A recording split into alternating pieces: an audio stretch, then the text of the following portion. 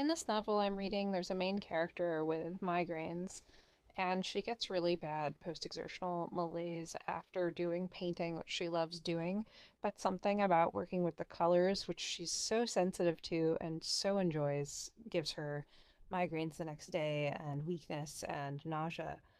And now the character, is witnessing someone else who's like dying of a terminal illness, and she feels this guilt and shame, like, oh, here's somebody with a real illness, but my illness is like all in my head, or just so small. Like, couldn't I just mind over matter it? Couldn't I just be better?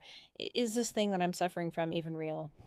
And I think those of us with what's called a dynamic illness experience this a lot, where, if you have some form of dysautonomia or post-exertional malaise, it's like, for example, a few weeks ago, I was at karaoke and I was singing and I was dancing on the stage and I was playing around with people. And I was just there for a couple hours doing that. And, a lot of the time I was sitting down. Most of what I was doing that was so exerting was standing in place and singing. And yet the next day I was crushed with fatigue. I could barely do anything, and I was super sensitive to sounds, to light, and just really, really tired and having trouble standing up and doing basic tasks. And it takes a lot of tracking and self validation and asserting yourself and other people witnessing what's actually happening, witnessing the after effects, and a lot of years to realize, yeah, no, it's really not all in your head. And I'm so thankful that at least, my mom saw the reality of what was going on with me as a kid. So I had one person who was actually validating my experience as a child, even while other adults were sitting there accusing me of faking being sick.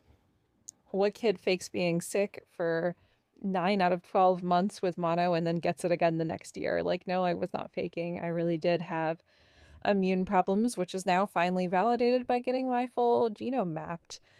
But I just want to remind everyone, if you're feeling like you have some kind of imposter syndrome or need to compare yourself to other people, you may have a dynamic illness that just isn't the same every day. Sometimes your capacity is big, sometimes it's small, even just with female cycles. Some parts of the cycle you might be on top of the world, and other times you might need some horizontal time with a book. This is Raiderly signing off.